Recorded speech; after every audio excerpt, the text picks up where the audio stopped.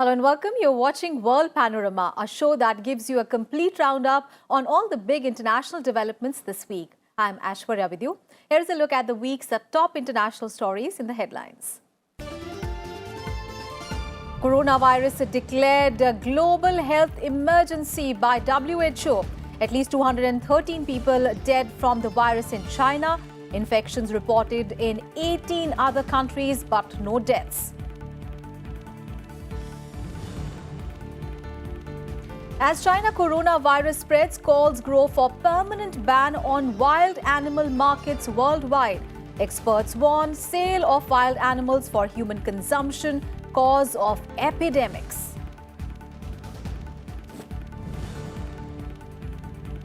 The UK leaves the European Union after 47 years. Prime Minister Boris Johnson hails the dawn of a new era. UK begins transition period.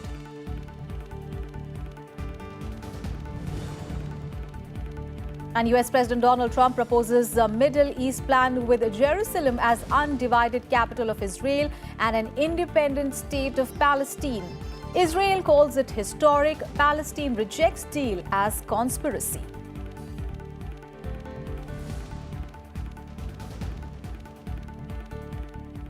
The biggest international news story, WHO has declared China coronavirus a global health emergency as infected cases around the world top 9,600. At least 213 people have died from the novel coronavirus, all deaths being reported from China. WHO has praised China's handling of the outbreak, but voluntary evacuations of hundreds of foreign nationals from Wuhan are underway. India also confirmed its first case of the virus, a student in the state of Kerala who was studying in Wuhan.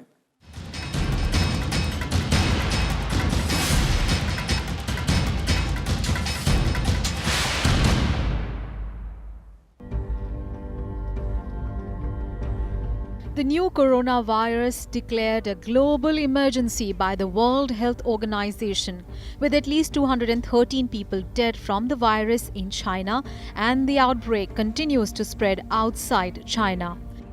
WHO in an emergency meeting held on Thursday said that the concern was that the virus could spread to countries with weaker health systems. Declaring a global emergency allows the WHO to support lower and middle-income countries to strengthen their disease surveillance and prepare them for the coronavirus cases. Our greatest concern is the potential for the virus to spread to countries with weaker health systems and which are ill-prepared to deal with it. Let me be clear. This declaration is not a vote of no confidence in China. On the contrary, WHO continues to have a confidence in China's capacity to control the outbreak. While there have been close to 100 infected cases in 18 other countries, no death has occurred. Most cases have emerged in people who have traveled from the Chinese city of Wuhan, where the outbreak began. WHO praised China for measures to prevent virus from spreading and said there was no reason to limit trade or travel to China. But various countries have taken steps to close borders or cancel flights in recent days, and several international companies have closed their shops or stopped operations. Voluntary evacuations of hundreds of foreign nationals from Wuhan are underway. We are still at a very critical stage in fighting the coronavirus. International solidarity is extremely important, and for that purpose, all countries should behave in an appropriate and responsible manner. Inside China, a confirmed case in Tibet means that the virus has now reached every region in Chinese mainland. The WHO has praised China's handling of the outbreak. President Xi Jinping has vowed to defeat what he called was a devil virus. The central province of Hubei, where nearly all deaths have occurred, is in a state of lockdown. The city has effectively been sealed off, and China has put numerous transport restrictions in place to curb the spread of the virus. Here in Wuhan, 2 hospitals are also being constructed for treating coronavirus patients. 4,000 workers and 100 machines are toiling day and night, workers racing against the time to build the hospitals, which are to go into operation on 3rd of February. First, we were understaffed and we had to work 2 shifts, 12 hours a shift. Now, as more and more workers came to aid us from all over the country, we are working 3 shifts. The WHO declares a public health emergency of international concern when there is an extraordinary event which is determined to constitute a public health risk to other states through the international spread of the disease. The WHO has previously declared 5 global public health emergencies, namely swine flu in 2009, polio in 2014, Zika in 2016, and Ebola in 2014 and 2019. Bureau Report, Rajya Sabha TV. The flu-like virus is believed to have emerged from a seafood market in Wuhan, where wild animals such as snakes, porcupines and pangolins were kept alive in small cages while waiting to be sold. In addition, the market offered assorted parts of wild animals such as crocodile, tail, belly, tongue and intestines. After the spread of the coronavirus, China has temporarily put a ban on the trade of wild animals in the markets and restaurants until the outbreak ends. But experts are calling for a permanent ban on wild animal markets worldwide. They warn that the sale of wild animals for human consumption not only impacts biodiversity, but is also the cause of both the new coronavirus outbreak and other past epidemics.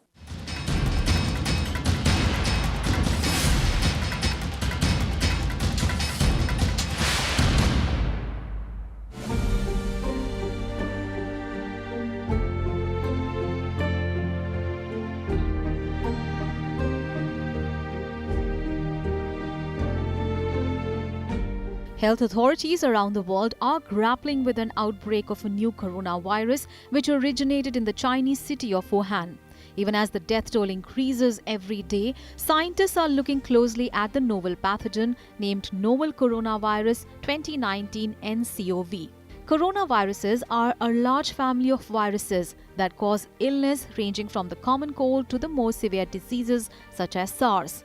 So, what is the origin of this virus? It is the seafood market in Wuhan wherein lies the answer.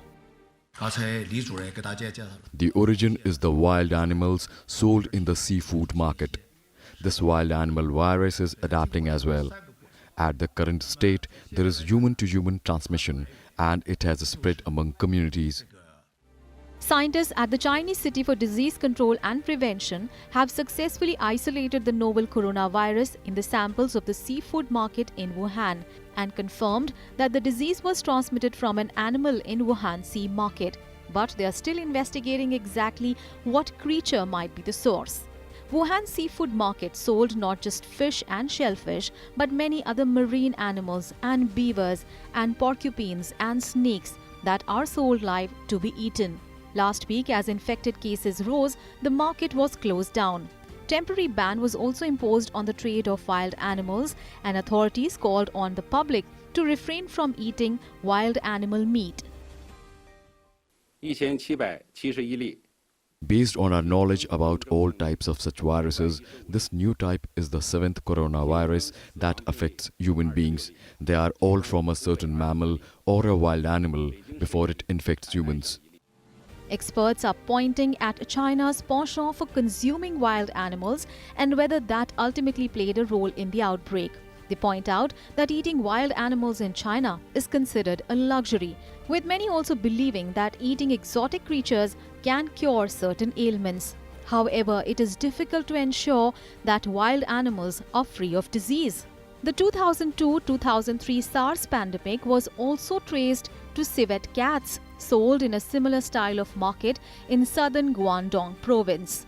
The new virus causes cold and flu-like symptoms, including cough and fever, and in more severe cases, shortness of breath. It can worsen to pneumonia, which can be fatal. We completed the whole genome sequencing. We separated the virus and saw it. Respiratory infection may occur due to contact with infected person from 1 to 2 meters. This virus may also spread via bodily contact. So we need to wear masks and frequently wash our hands. Investigators are closely observing whether the virus was mutating, but thus far found no obvious signs, which means it would be easier to develop vaccines against the virus, something that China is already working on. Bureau Report, Rajya Sabha TV. The UK has finally left the European Union after 47 years. It officially departed from the now 27-member bloc on Friday at 2300 GMT. With this, the UK has begun a transition period in which most EU laws will continue to be in force until the end of December, by which the UK aims to have reached a permanent free trade agreement with the EU. Brexit was originally scheduled for 31st of March last year, but was repeatedly delayed when the MPs rejected a previous withdrawal agreement reached by the EU and former Prime Minister Theresa May.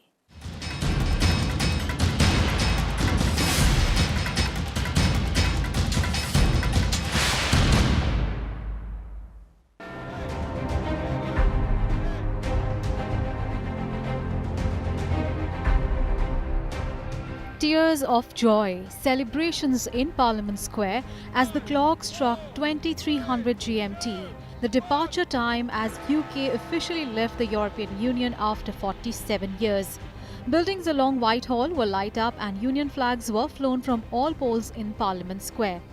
In a message, Prime Minister Boris Johnson said it was a moment of real national renewal and change, adding that Brexit is not an end but a beginning. Hundreds gathered in Parliament Square to celebrate Brexit, singing patriotic songs and cheering speeches from leading Brexiteers. Something that I fought for 27 years, and something that many thousands of you gave your time, love and money for. We faced an establishment that has tried for 3.5 years to frustrate the will of the greatest democratic mandate ever seen in this country. In Brussels, the UK flag was removed from the EU institutions. The city's Grand Place was illuminated in red, white and blue as a tribute to the friendship between the UK and EU countries. Earlier on Wednesday, members of the European Parliament overwhelmingly backed the terms of UK's departure from the EU. MEPs ratified the Brexit withdrawal agreement by 621 votes to 49, following an emotional debate in Brussels. The session saw those on either side of the Brexit debate, celebrate or lament the end of British EU membership. It's very sad that Britain will no longer be represented in the European Parliament, because Britain's representatives here have done so much to advance the interests of British citizens and to protect British people through European cooperation. Leaving of UK's EU membership means that now there will be an 11-month transition period in which the UK and EU will negotiate their future economic relationship. Most EU laws will continue to be in force, including the free movement of people until the end of December, by which time the UK aims to have reached a permanent free trade agreement with the EU. Trade talks are expected to begin in early March. The UK has insisted talks should not extend beyond 31st of December. EU has vowed to defend its interests in the negotiations. We want to have the best possible relationship with the United Kingdom, but it will never be as good as membership. Brexit was originally scheduled for 29th of March last year, but was repeatedly delayed when MPs rejected a previous withdrawal agreement reached by the EU and former Prime Minister Theresa May. Johnson was able to get his own deal through Parliament after winning December's general election with a House of Commons majority of 80 on a pledge to get Brexit done. With Brexit done, Britain's place in the world has changed. It will be interesting to see what direction it takes ahead. Bureau Report, Rajya Sabha TV.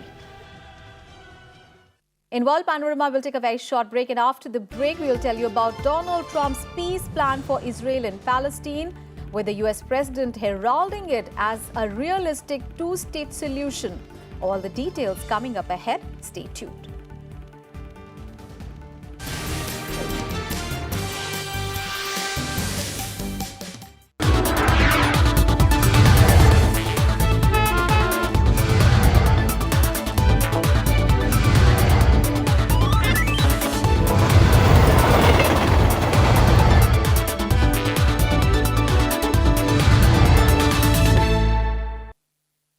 This is a very balanced budget which prepares India for the decade ahead of us, prepares India to be a $5 trillion economy, and covers a very vast canvas both on the social side, on economic development, and ensures that we continue to remain an economic powerhouse. We continue to keep our macroeconomic indicators very much under control.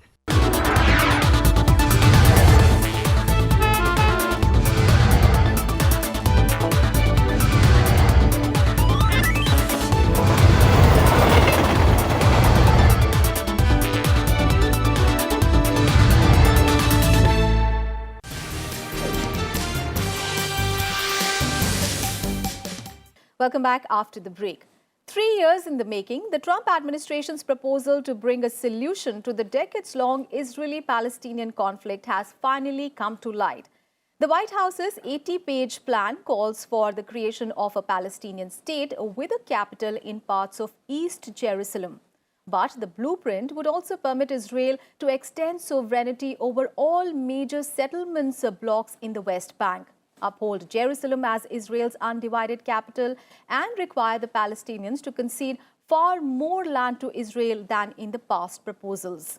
Donald Trump characterized his proposal as a win-win for both Israelis and Palestinians, but Palestinians criticized the deal as one-sided.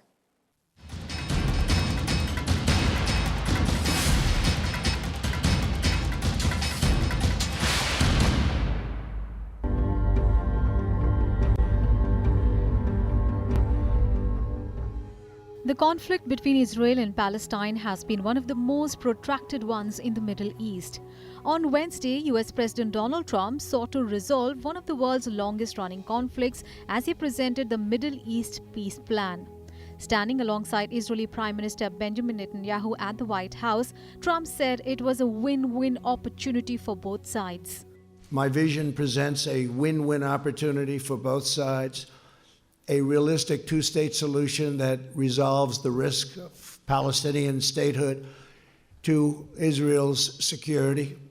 Today, Israel has taken a giant step toward peace. So, what does the peace plan envisage? Jerusalem is to remain Israel's undivided capital. Both Israel and the Palestinians hold competing claims to the city. The Palestinians insist that East Jerusalem, which Israel occupied in the 1967 Middle East War, be the capital of their future state. Trump promised to keep Jerusalem as Israel's undivided capital, but it allows for a Palestinian capital in portions of East Jerusalem.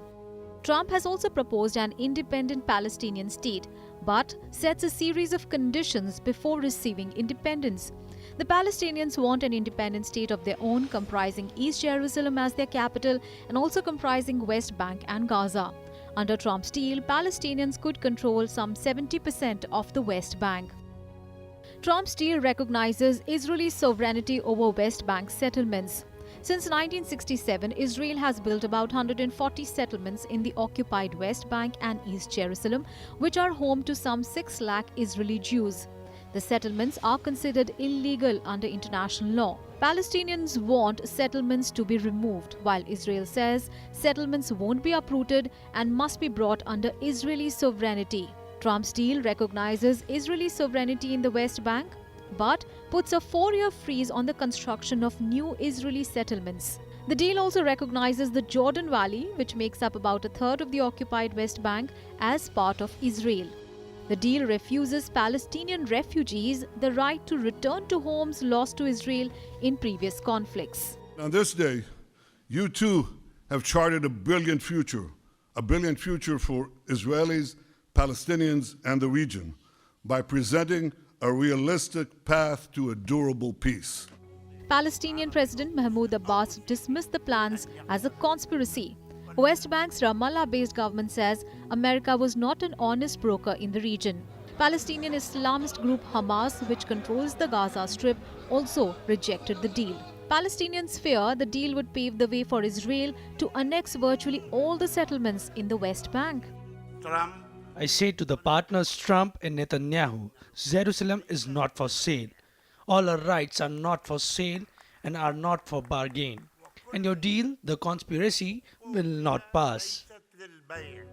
The United Nations says it is committed to a two-state solution based on the borders in place before the 1967 war, when Israel seized the West Bank and Gaza.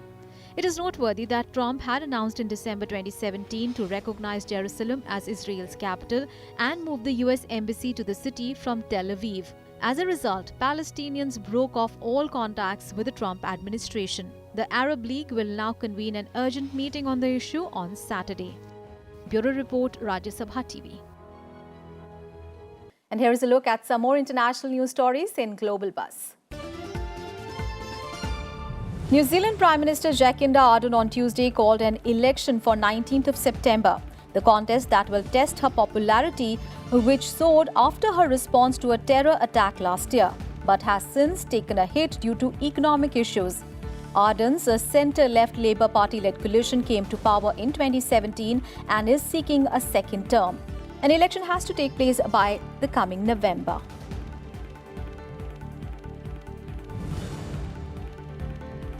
The Australian state of New South Wales has announced an independent inquiry into the ongoing bushfires, promising to leave no stone unturned.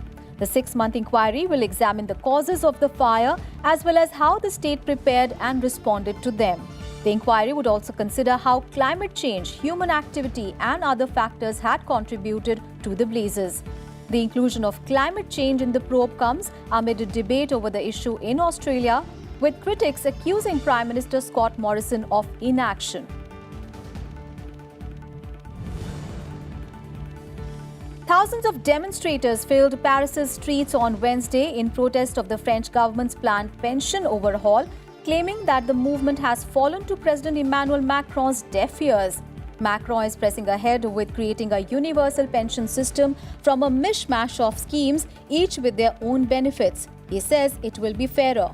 Trade unions say it will mean workers affected could have to work longer to get the same pension.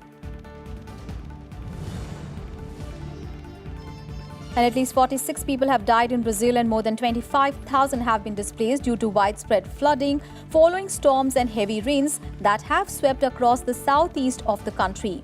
Most of the casualties were in the state of Minas Gerais, which had its heaviest rainfall over a 24-hour period leading to Friday since records began 110 years ago.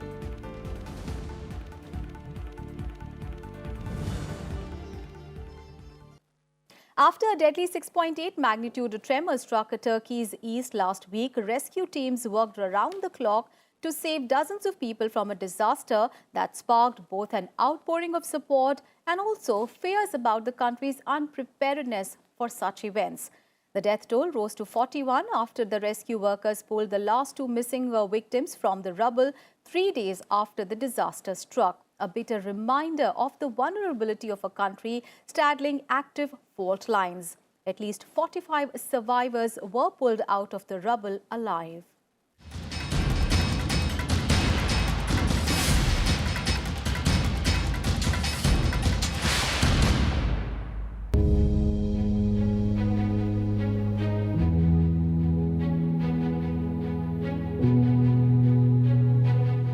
There were sighs of relief as a woman and her toddler were pulled out of the rubble of a collapsed building in Turkey following a deadly earthquake. The 35-year-old woman and her daughter were stuck under the rubble for 24 hours in Elazığ's Mustafa Pasha district before being rescued by emergency services. Rescuers who heard the woman's screams took several hours to reach the survivors in temperatures as low as -4 degrees Celsius. We dug down from the collapsed building for 4 stories. Upon hearing the voice of the trapped people, we began to clear rubble and dug a new channel in the direction of the voice. Then we found the little girl and her mother. The woman and child were lucky survivors. The last body was recovered from under the debris on Monday as the death toll from the powerful earthquake rose to 41. The 6.8 magnitude earthquake hit late on Friday last week, shaking Elazığ province about 550 kilometers east of capital Ankara, and was followed by 401 aftershocks, 14 of which had magnitudes over 4. The quake destroyed 76 buildings and damaged more than 1,000 others, forcing survivors to take refuge in tents, mosques, schools, sports halls, and student dormitories. The authorities warn people not to return to homes that could be unsafe. As overnight temperatures dropped to -5 degrees Celsius, emergency teams set up more than 9,500 tents for displaced residents and distributed hot meals. Our houses are either collapsed or damaged. We cannot go to our village. Some people lost their lives. I hope God will help us. Our animals died. Our families gathered around the fire to spend the night, covered in blankets. Turkish President Tayyip Erdogan says his government was making every effort to help rescue earthquake survivors. Erdogan cancelled his plan in Istanbul last week and went to Elazığ to inspect the rescue efforts. He also attended a funeral for a woman and her son killed in the earthquake, which he described as a test for Turkey. Together with all our institutions, our government will use every means possible, and as a result of these efforts, hopefully we are trying to rescue our citizens, maybe injured but alive. May those who lost their lives rest in peace, and I wish speedy recovery for the injured. And I would like to thank our nation for their solidarity. Turkey has a history of powerful earthquakes. More than 17,000 people were killed in August 1999 when a 7.6 magnitude quake struck the western city of Izmit, 90 kilometers southeast of Istanbul. About 5 lakh people were made homeless. Bureau Report, Rajya Sabha TV. And with that, we end this edition of World Panorama. We'll leave you with the visuals of one of the most senior dancing couples in Russia. Yes, pensioners Maya Kachina and Lev Kitayev, who well into their 80s, are enthralling audiences in Moscow with their dance moves, proving that age is just a number. Now, the pair say that most of their earnings go towards buying dancing shoes and new costumes, and they exercise every day to keep in good shape and stay flexible. So enjoy their dance moves. As I take your leave, I'll see you next week in the program. Bye-bye for now.